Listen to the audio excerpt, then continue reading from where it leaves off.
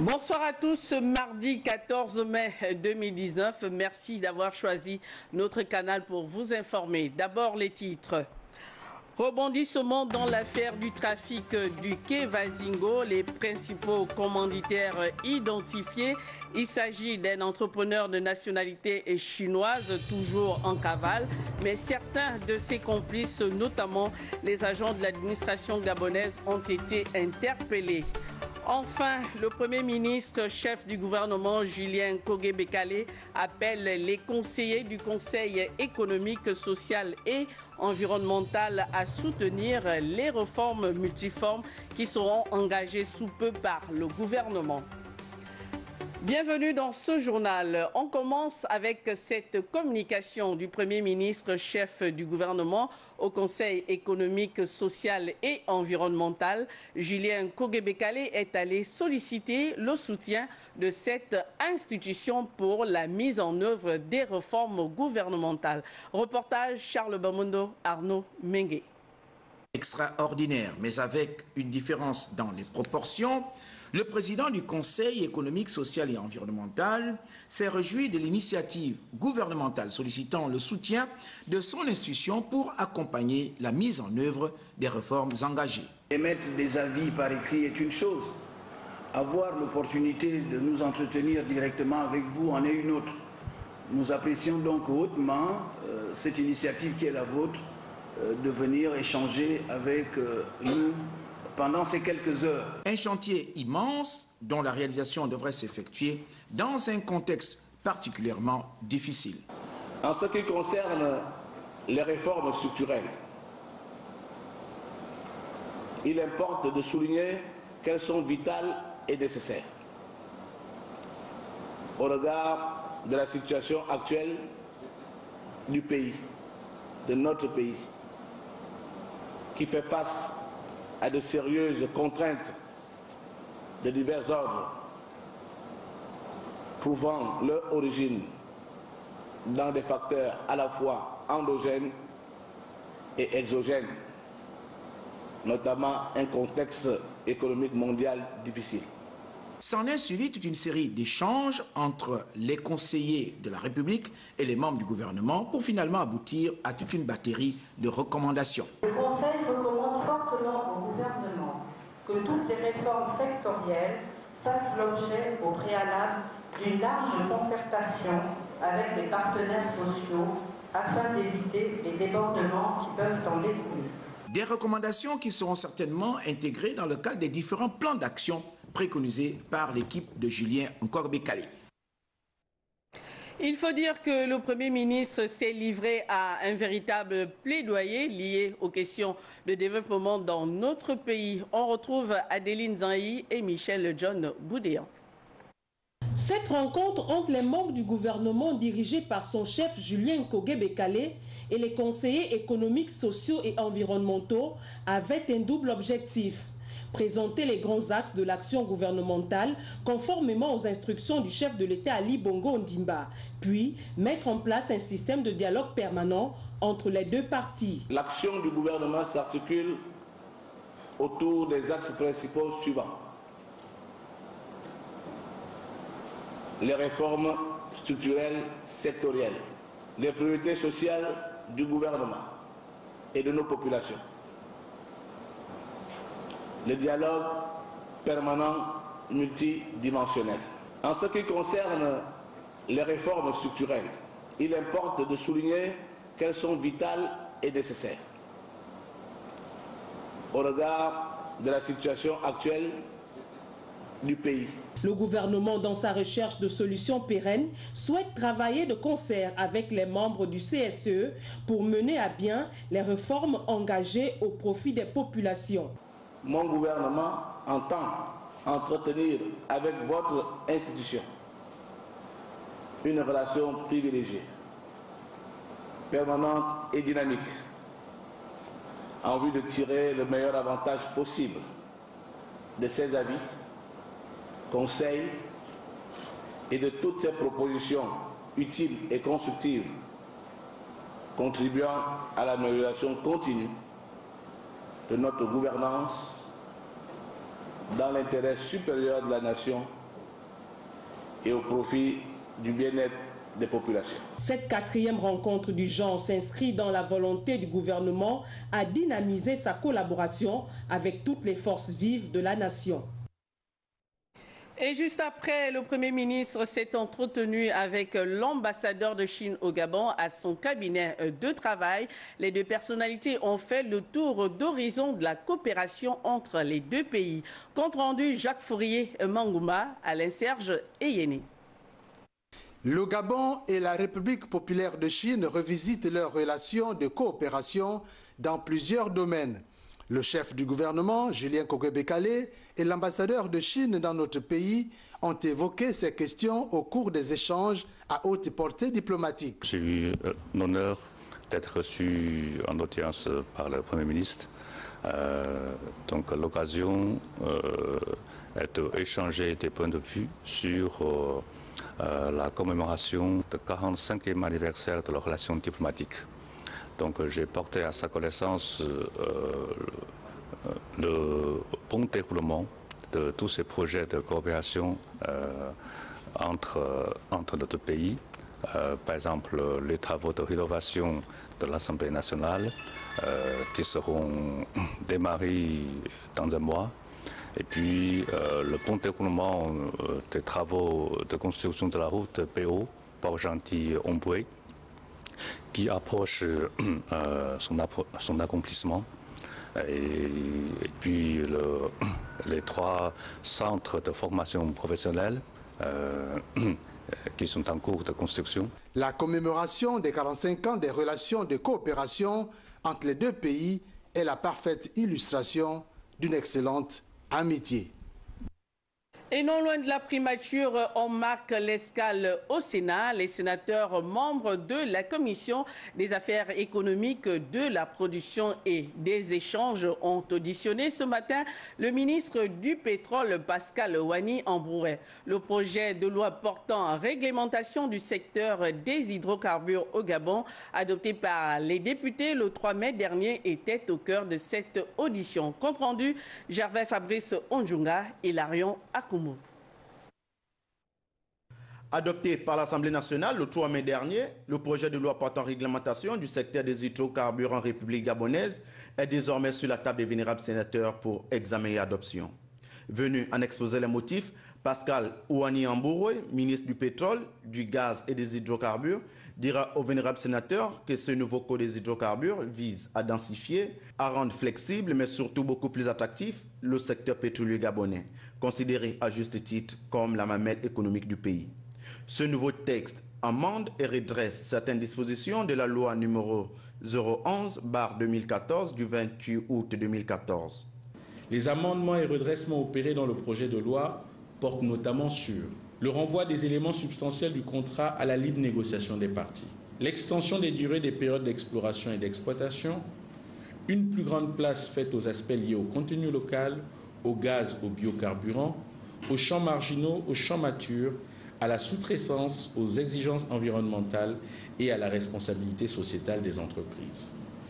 Les principales innovations contenues dans ce projet de loi visent à attirer davantage d'opérateurs internationaux et garantir l'activité économique au niveau national. À l'issue de l'exposé du ministre du Pétrole, les vénérables sénateurs n'ont pas manqué de formuler une batterie de questions concernant notamment le prix à la pompe des produits pétroliers et la situation de la Sogara. Répondant à ces hôtes, le membre du gouvernement dira que ce nouveau code des hydrocarbures va permettre de relancer l'investissement productif, générateur de croissance et de l'emploi au Gabon. En attendant son éventuelle adoption en séance plénière, ce texte devrait d'abord être examiné et analysé en profondeur par les vénérables sénateurs. Autre audition, cette fois à l'Assemblée nationale, le ministre d'État en charge de la justice et des droits humains était face aux députés de la Commission des lois, des affaires administratives et des droits de l'homme. L'organisation de la justice aura guidé cet échange. Compte rendu, Priska Kama, Valérie Charles Poulangoy. Ces 3 projets de loi organiques soumis aux honorables députés, membres de la commission des lois, soutenus par Edgar Anissé Mboumoumiakou, le ministre en charge de la justice, sont des réformes constitutionnelles. Elles ont pour but d'harmoniser avec les nouvelles dispositions actuelles de notre loi fondamentale. Cette rénovation se justifie d'une part par la création de nouvelles juridictions en vue de mieux gouverner notre système judiciaire et l'arrimage aux évolutions internationales, d'autre part. C'est dans cette optique que sont créés par ce projet de loi des tribunaux du travail et des tribunaux de commerce dans les chefs-lieux de province, ainsi que des formations spécialisées au sein du tribunal de première instance et de leur cour d'appel judiciaire de Libreville. L'ouverture des tribunaux de commerce se fera progressivement en fonction de l'importance de l'activité économique dans les différentes provinces. Par ailleurs, l'un des textes prévoit la création d'une juridiction spéciale, laquelle juridiction sera chargée de juger le vice-président de la République, les présidents et vice-présidents des institutions constitutionnelles et bien d'autres. Lors de cet échange, les honorables députés ont voulu savoir le délai d'établissement d'un acte de naissance aujourd'hui. À ce sujet, le membre du gouvernement a souligné que ce document sera désormais établi au bout de 2 mois. L'affaire du trafic du Kevazingo, toujours d'actualité dans ce journal, c'est connu de tous, 353 conteneurs portés et disparus. Alors, les enquêtes menées par le procureur de la République et son équipe semblent avoir identifié les commanditaires. Olivier Nzaou livre ici les premiers éléments de l'enquête au micro de Césarine Andem et Bertin Osaga. Après investigation et interpellation, il ressort que les fonctionnaires publics des eaux et forêts et des douanes ont activement et passivement favorisé la disparition des 10 conteneurs, parmi lesquels 200 ont été localisés par la police judiciaire en charge de l'enquête, dont certains retrouvés comme décrits ainsi qu'il suit. Soit 11 conteneurs sur le site d'entreposage de la société Sotras Gab au port d'Ovendo, 129 conteneurs qui étaient sur le site de la société Conteneur Terminal au port d'Ovendo. Au demeurant, il est avéré que ces conteneurs ont été apprêtés, respectivement par Zung Kung Fu et Amizang, aux fins d'exportation non autorisée avec l'action complice de certaines autorités administratives du pays. Il ressort en outre des mêmes investigations que toutes ces personnes ont posé des actes pour le compte du nommé François Wu, de son vrai nom François Zung Fen, de nationalité chinoise, représentant de la société 3C Transit, pièce maîtresse du réseau de trafiquants de Kevazingo au port d'Ovendo, et il est activement recherché. Toutes ces personnes interpellées seront présentées au parquet de la République à l'issue de cette enquête pour répondre individuellement de leurs actes, et force reste et demeurera à la loi. Je vous remercie. 200 conteneurs ont été localisés au Gabon, certes, mais le scandale sur cette essence très prisée continue à susciter des interrogations. Comment 353 conteneurs de Kevazingo ont pu disparaître facilement? Tentative de réponse dans cette analyse de Césarine Andem. La forêt gabonaise est classée parmi les forêts les plus riches d'Afrique grâce à la variété de ses essences, parmi lesquelles le Kevazingo. Le Kevazingo, un bois mythique, précieux et très protégé par les autorités gabonaises. Par ailleurs, interdit d'exploitation, d'où la colère des gouvernants au sujet de la disparition de 353 conteneurs placés sous main de justice au port d'Ovendo. Un sujet qui défraie la chronique aujourd'hui. Rendu public le 7 mai dernier au cours d'un point de presse, le procureur de la République, Olivier Nzaou, a signifié que plusieurs responsables des administrations publiques pourraient être impliqués dans ce trafic appelé réseau Kevazingo. Le volume de cette cargaison est estimé à 4 995,301 mètres cubes, frauduleusement exploité par les présumés trafiquants. Selon les informations recueillies ici et là, 18 conteneurs de ce bois prisé auraient été retrouvés en Chine. D'où cette interrogation, comment ont-ils fait pour s'y retrouver sans laisser la moindre trace? Selon la gravité des faits, le réseau Kevazingo est une chaîne de complicité spécialisée dans l'établissement des faux documents relatifs à l'exploitation, au transport et à l'exportation de ce bois prisé sur le marché. Une essence millénaire et en voie de disparition, le Kevazingo est un bois commercialisé à prix d'or sur le marché asiatique. Au Gabon, le prix est estimé à 2 millions de francs CFA par mètre cube. Ce scandale vient une fois de plus mettre à nu la corruption qui s'oppose avec acuité dans les différentes administrations gabonaises. Par contre, les éléphants du Gabon sont loin de connaître le même trafic que le quai Vazingo. C'est pourquoi les acteurs de la faune et des aires protégées réfléchissent sur la mise en œuvre d'un plan d'action national pour l'ivoire du Gabon. C'était au cours d'un atelier compte rendu Eric Nzengi Badinga et Jean-Pierre Moussouami d'Etimboué. Le braconnage d'éléphants et le trafic d'ivoire constituent une réelle menace pour les populations des pachydermes. Afin de lutter contre cette criminalité faunique, le Gabon a mis en œuvre le plan d'action national pour l'ivoire. Cet atelier a bénéficié des fonds de l'accord de conversion de dettes entre le Gabon et la France, sous la supervision de l'Agence française de développement. Chaque pays, de l'aide de répartition de l'éléphant, de cette espèce-là, a été appuyé à un moment, pour le Gabon c'est en 2014, pour l'élaboration justement de ce plan, dans le sens de lutter contre le trafic d'ivoire, qui est en fait une cause aujourd'hui énorme et sérieuse qui détruit ou bien réduit le cheptel éléphant. La lutte contre la contrebande d'ivoire nécessite une synergie de tous les acteurs au niveau du plan d'action national pour l'ivoire. Toutes les parties prenantes doivent être efficaces pour une optimisation des résultats. Notre pays abrite la 5e population d'éléphants du continent africain et environ 50% des éléphants d'Afrique centrale. Cette espèce est présente sur 88% du territoire national, une situation unique en Afrique où la diminution des populations d'éléphants s'accompagne toujours d'une contraction de l'aide de distribution. Le Gabon constitue donc un pays clé pour la protection de l'éléphant à l'échelle du continent africain. Ainsi, il est estimé qu'entre 2004 et 2012, entre 16 et 19 000 éléphants ont été tués à l'intérieur et en périphérie du parc national de Minkébé.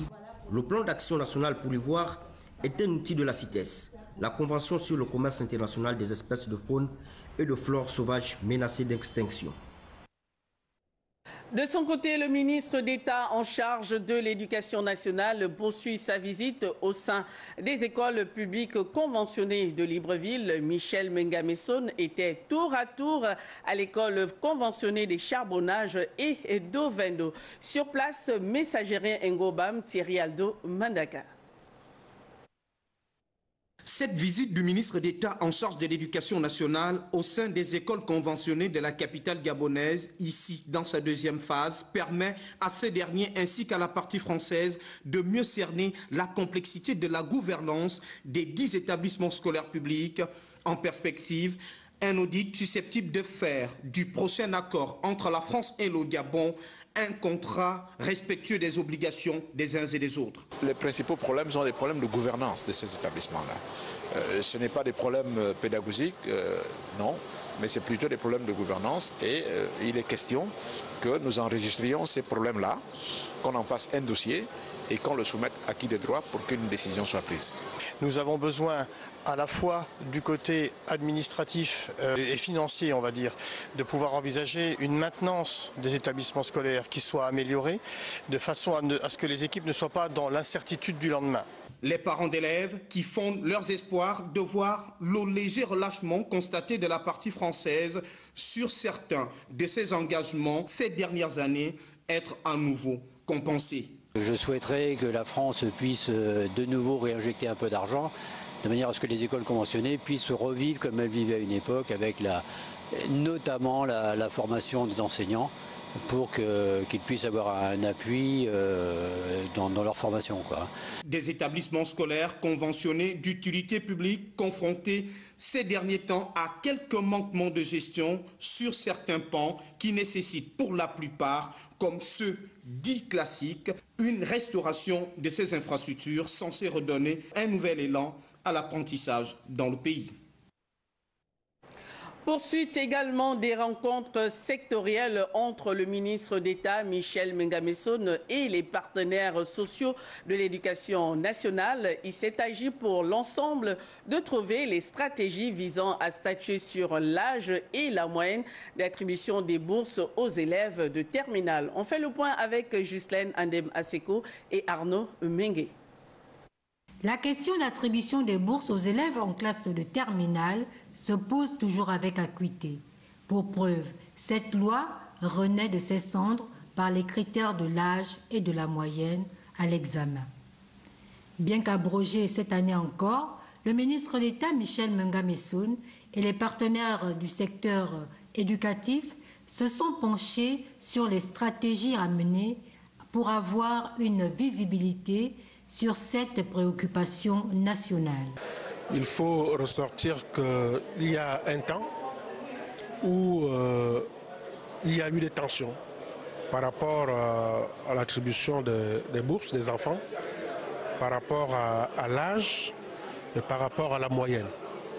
C'est dans ce sens que, sur instruction de M. le Premier ministre, chef du gouvernement, il a été instruit à notre ministre de nous réunir pour que nous travaillions sur ce dossier. Nous pouvons retenir que des zones ont été répertoriées et qu'au travers ces zones, des groupes ont été mis en place, des groupes de travail qui doivent, si on s'en tient au dire du ministre d'État, qui doivent commencer le travail à partir de lundi prochain. C'est une opération d'envergure qui ne s'arrêtera pas seulement à l'Estuaire, mais s'étendra sur les 8 autres provinces. Nous partirons même de la classe de 3e, et parce que nous avons constaté également que c'est l'une des classes à laquelle nous avons beaucoup de redoublements. Pourquoi y a-t-il ces redoublements? Est-ce que lorsqu'un enfant arrive en seconde, quel est l'âge de l'enfant qui arrive en seconde? Comment régler ce problème? Pour ce qui est de l'urgence, c'est de voir présentement quel est l'âge moyen aujourd'hui des enfants de la 3e jusqu'en terminale. En attendant les conclusions des commissions déjà mises en place, les yeux des élèves et parents d'élèves sont rivés vers les autorités compétentes. Et pendant ce temps, l'Université des sciences de la santé tenait son conseil d'administration. Les travaux ont mis l'accent sur le fonctionnement de cette université et c'est le secrétaire général du ministère de l'Enseignement supérieur qui a présidé la séance. Les détails avec Cyril Bertrand Galeko, Hervé Nzigué. Dans une université avec un budget de fonctionnement en forte régression année après année selon ses responsables, les administrateurs ont bien voulu au cours de ce conseil considérer l'important. Un budget prévisionnel, cette année il était de 900 millions, nous n'avons pu construire que 628 millions. Nous pouvons le faire avec. Le budget prévisionnel que nous demandons est en augmentation. Il y a un autre problème, c'est qu'il n'a jamais été budgétisé, c'est celui de la sortie des étudiants en thèse et en mémoire. Des innovations qui permettront à terme d'améliorer l'offre de formation et juguler le problème des effectifs pléthoriques. Nous sommes en insuffisance des salles des cours, des problèmes des résultats des examens qui étaient bloqués. Le problème majeur reste celui de l'insécurité.